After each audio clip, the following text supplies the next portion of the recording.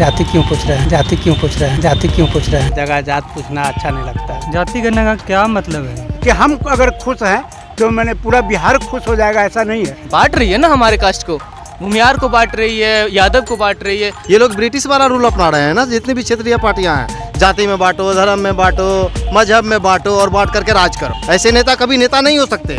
ये जल्लाद है समाज के दुश्मन। तो आपको क्या लगता है बिहार में जाति जनगणना चल रही थी तो ये ठीक था या खराब? बिल्कुल गलत था। वो जितने भी राजनीतिक जल क्षेत्रीय पार्टियां हैं वो अपने फायदे के लिए वो कर रहे थे। उसके ऊपर हाईकोर्ट का आया आदेश, मैं उसका स्वागत करता हूँ। जी, हाईकोर्ट तत्कालीन रोक लगाई है, पूर्ण तरह से रोक नहीं लगाई। परमानेंट होना चाहिए ये सब चीज़। इससे क्या है ना, समाज में देश भावना फैलेगी। ये लोग ब्रिटिश वाला रूल अपना रहे हैं ना, जितनी भी क्षेत्रीय पार्टियां हैं, जाति में बांटो, धर्म में बांटो, मजहब में बांटो और बांट करके राज करो। वो अपने लिए कर रहा है। इन लोगों को तो सज़ा होनी चाहिए, ऐसे विचार रखने वाले लोगों को। और फिर जाति की जनगणना अब क्यों कर रहे हैं? ज़रूरत की क्यों नहीं? हम सब इंसान ही है ना जी। फिर जाति की जनगणना क्यों, ज़रूरत की क्यों नहीं? सरकार फिर से याचिका दायर की हाई कोर्ट में। मैं तो कहूँगा ऐसे सरकार को ही जो है ना कड़ी से कड़ी सज़ा दी जाए। इनकी राजनीतिक सदस्यता ही खत्म कर देनी चाहिए। इन लोगों को हमेशा के लिए प्रतिबंधित कर देना चाहिए जो ऐसे सोच रखते हैं। ऐसे नेता कभी नेता नहीं हो सकते। ये जल्लाद है, समाज के दुश्मन है। तो आपको क्या 2025 में आप किसको वोट देंगे? तो इस आज़ाद भारत में पहली बार विकास का अगर किसी ने मॉडल पेश किया तो वो था हमारा एनडीए की सरकार में अटल जी की सरकार, भारतीय जनता पार्टी की। और अब पिछले 8 साल से आपका नरेंद्र मोदी का सरकार। नहीं तो इससे पहले कोई भी सरकार विकास के लिए कुछ भी नहीं, सिर्फ कागज़ पे करता था, धरातल पे कुछ भी नहीं। हम लोगों ने विकास देखा तो अटल जी के समय में, वो भारतीय जनता पार्टी की सरकार में, और अभी वर्तमान में नरेंद्र मोदी की सरकार में। नीतीश कुमार तो कह रहे हैं कि मतलब विशेष राज्य का दर्जा मिलना चाहिए बिहार को। वो इसका उनका कहने का तात्पर्य जब नहीं समझे। हमारे शरीर में 100 बीमारियां हैं और हमको वो पहलवान घोषित करवाना चाहते हैं। एक शब्द में अगर मैं कहूँ तो बिहार में इतना सारा दिक्कत है, इतना प्रॉब्लम है, और ये कहता है कि नहीं वर्ल्ड का नंबर 1 इनको हाई लेवल का स्टेट बना घोषित कर दीजिए। ज़बरदस्ती वो जनता को मूर्ख बना सकते हैं। और जनता भी अब मूर्ख नहीं है, जनता भी उनसे ज़्यादा समझदार है।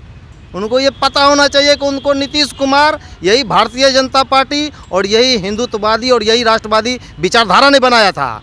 अदरवाइज उनका कोई अस्तित्व न पहले था और न अब है। अब तो उनकी अस्तित्व गई। वो अपने अस्तित्व की अंतिम लड़ाई लड़ रहे हैं।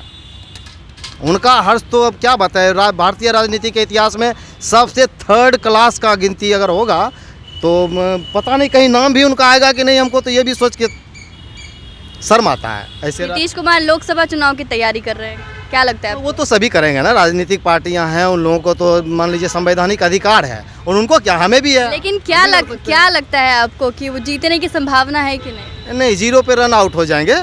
मतलब क्रिकेट भी खेलेंगे, मारेंगे भी बल्ला, दौड़ेंगे भी, लेकिन क्लीन बोल्ड हो जाए, रन आउट हो जाएंगे, जैसे हर बार होते आए हैं। आप उठा करके देख लीजिए हिस्ट्री।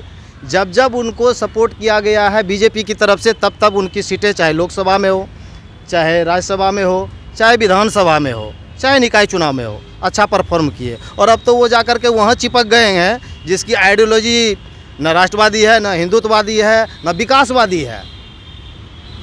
तो उनका तो पतन तय है। जनता तो अब समझदार हो गई है। हम लोग बट करके करेंगे जी, विकास कर सकते हैं बट करके। जाति और धर्म में सब एक रहेंगे तब ना, सब एक रहिए। ये उनको बता दीजिए जो इतने दिन से माल छापे हैं, अपने लिए, अपने परिवार के लिए, अपने पार्टी के लिए, अपने बच्चे के लिए किए, राज के लिए कुछ नहीं किए। और जो आप लोग उसको वोट नहीं दिए हैं एक मुश्त, उसका बदला वो हम लोगों से ले रहे हैं। इस कगार पे ला करके जो खड़ा किए हैं ना, इसलिए कि हम आप उसको वोटवा नहीं देते हैं। वो 3-4-5 को मिलके बना लेता है चौरबन सब पार्टी सरकार। हम आप उसको वोट देते हैं नहीं, फिर वो अपने लिए जो भी करता है अपने लिए करता है, हमारे आपके लिए कुछ नहीं। हमसे आपसे सिर्फ बदला लेता है वो कि हमको वोट नहीं दिया। क्या भाई, बीजेपी को, कमल को वोट दिए हो, अब हम तुम्हारे लिए कुछ नहीं करेंगे, खाली हम लूट लूट के अपने लिए बनेंगे, अपने पार्टी के लिए और अपने परिवार के लिए। इस बात को समझ लीजिए एकदम ध्यान से, क्लियर है पिक्चर। जब जब चुनाव आता है तो ये सब जितने भी विघटनकारी पार्टियां हैं, क्षेत्रीय पार्टियां हैं, जो अलगाववाद को सपोर्ट करता है, आतंकवाद को सपोर्ट करता है, जातिवाद को सपोर्ट करता है, भ्रष्टाचार को सपोर्ट करता है, वो कभी आपका हमारा भला कर सकता है क्या जी?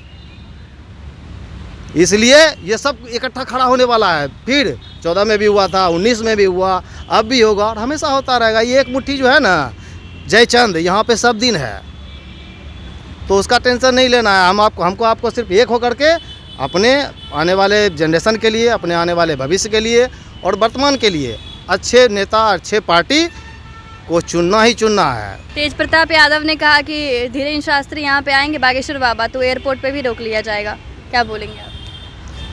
वो तो दुश्मन है ही ना, उनकी पार्टी तो हिंदुत्व का कट्टर विरोधी है, तो वो तो कहे चाहेंगे कि ये धर्म नष्ट हो जाए। उनको तो ये सूट ही नहीं करता, वो तो कहेंगे कि विरोध करेंगे। और उनको क्या है, उनके कहने से थोड़ी ना हम लोग भटक जाएंगे रास्ते। अपने संस्कृति और अपने जड़ को मत छोड़िए, क्योंकि जिसने जड़ को छोड़ा वो जान से भी गया और जहान से भी गया। इसलिए हम अपने संस्कृति को, अपनी विचारधारा को, अपने हिंदुत्व को, अपने राष्ट्रवाद को कतई नहीं छोड़ेंगे, क्योंकि ये राष्ट्र तभी तक राष्ट्र है जब तक हिंदुत्व है, हम जैसे सहनशील भाई लोग हैं, तब तक ये राष्ट्र है। जिस दिन ये मुल्क हो जाएगा ना, तो दुनिया का 54 या 56 मुल्क है ना, जा कर के उसका हिस्ट्री उठा के देखिए, अपने में लड़ता कटता मरता है। हम लोग हिंदू हैं ना, इसलिए ये राष्ट्र है। जिस दिन मुल्क हो गया ना, उस दिन बर्बाद हो जाओगे, और वो हम लोग होने नहीं देंगे। ये उनको संदेश दे दीजिएगा, वर्तमान सरकार को या जो भी उनका विरोध कर रहे हैं, हमारे संस्कृति को, हमारे इष्ट को, उनको मेरा सीधा सीधा चैलेंज है, सुधर जाइए, वरना आपका भी हर्ष बहुत बुरा होगा। आपके पूर्वज के, आपके पिताजी का भी हो रहा है। उन्होंने कभी वो रोका था, राम जन्मभूमि के लिए जो वो चल रहा था रथ यात्रा, उसको भी उन्होंने रोका था। हर्ष क्या हो रहा है, खुद भुगत रहे हैं जेल जेल जेल जेल बुढ़ापे में, और राम मंदिर क्या है, बन ये रहा है कि उसको कौन रोक लिया। और उनका बेटा कह रहा है कि हम रोकेंगे बागेश्वर बाबा को। बिहार शरीफ में जो हुआ था दंगा, उसको लेकर बीजेपी नेता को अभी अरेस्ट किया गया, गिरफ्तार किया गया, इसको लेकर क्या कीजिएगा। यहाँ तो इतना भी बोल पा रहे हैं, आप देखिए ना केरल में 32,000 लड़कियाँ जो है सो गायब हैं। कोई ISIS को ज्वाइन कर लिया है, तो कोई कुछ को ज्वाइन कर लिया है, ज़बरदस्ती करवा दिया गया है, किसी को भटका के किया गया, किसी को मजबूर करके किया गया। दिख नहीं रहा है क्या? लेकिन इस आंकड़े पे सवाल उठ रहा है, 32,000 जो ये आंकड़ा है, इस पे सवाल उठ रहा है कि 32,000 ही क्यों? मतलब अगर ये इतना बड़ा ही मामला था तो अभी तक क्यों नहीं आया सामने? अभी तक मामला इसलिए नहीं आया कि देखिए वहाँ पे परमानेंटली कम्युनिस्ट का सरकार है, और कम्युनिस्ट जानते ही आप हमारे देश के लिए कितने देशभक्त रहे, कितने राष्ट्रभक्त रहे, तो उनसे क्या उम्मीद कर सकते हैं। जब तक वहाँ पे सुप्रीम कोर्ट, मैं माननीय न्यायालय से ये अपील करूँगा कि वहाँ पे निष्पक्ष जांच करवाई जाए इस बात की, और सारी सच्चाई पूरी दुनिया के सामने आना चाहिए। इतना तो सच है ना कि ISIS को ज्वाइन किए हुए वहाँ की लड़कियाँ, इसे तो इनकार नहीं किया जा सकता।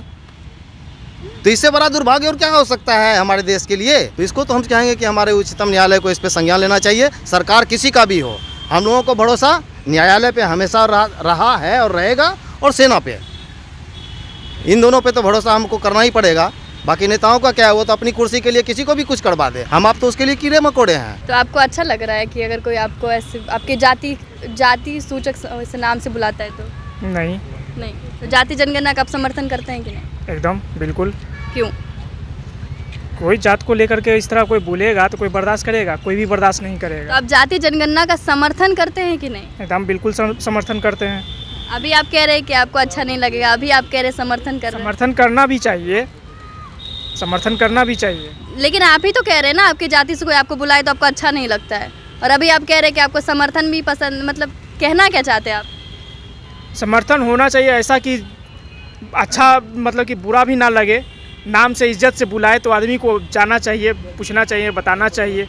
अगर डोम को ऐसा बोलेगा, ए डोम सुन, तो उसको अच्छा लगेगा? नहीं, बिल्कुल नहीं अच्छा लगेगा। तो फिर आप कैसे कह रहे हैं? बिल्कुल अच्छा नहीं लगेगा। तो फिर आप जाति जनगणना के समर्थन में कैसे हैं?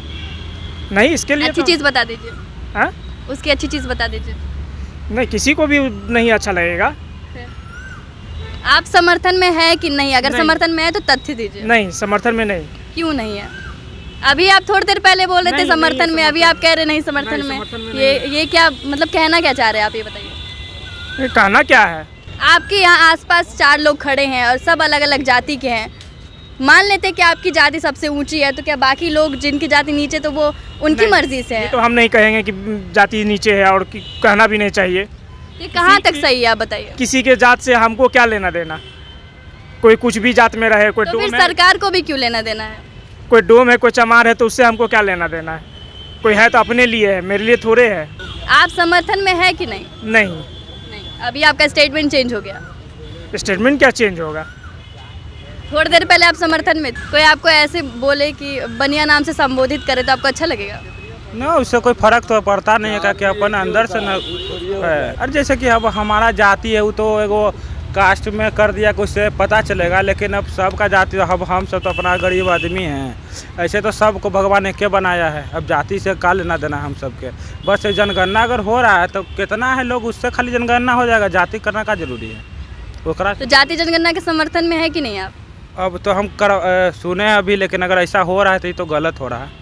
क्योंकि हम अगर इसके बारे में हमको पता नहीं था कि जाति जनगणना हो रहा है, लेकिन अगर हो रहा है तो आखिरी चरण था जब हाई कोर्ट ने अभी तत्कालीन रोक लगा दी और आप कह रहे हैं आपको पता ही नहीं है। ना, हम सब तो अपना काम में बिजी है, लेकिन अगर आपसे सुने कि ऐसा हो रहा है तो ये तो गलत हो रहा है। क्योंकि जाति इसमें से का लेना देना, अगर जनसंख्या गिनना है तो ऐसे गिन लीजिए, ओकरा में का खाली एक दूगो आधार पर बेस पर गिन लीजिए कि मतलब कि कोई भी गरीबी रेखा के आधार पर गिन लेगा तो बढ़िया बात है कि इतना लोग मतलब गरीबी है, गरीब रेखा के नीचे आते हैं, इतना ऊपर आते हैं। और हाई कोर्ट को जो है वो पूर्ण रोक लगा देनी चाहिए या भी चला देना चाहिए? ना, ऐसा तो होने नहीं चाहिए। मतलब कि अगर उसका जाति जनगणना सीधा रोक देना चाहिए। अगर जनगणना करना है, रोकना है तो ऐसी कोई दूसरा आधार पर करना चाहिए जनगणना, और काम दूसरा आधार पर जनगणना करना चाहिए। अपना गरीबी रेखा के ऊपर नीचे के करेगा वो अलग बात है, लेकिन जाति के हिसाब से करेगा तो ये बिल्कुल ठीक नहीं है। तो अभी आप सुन रहे थे पटना की जनता जो साफ साफ कह रही है कि जाति जनगणना पर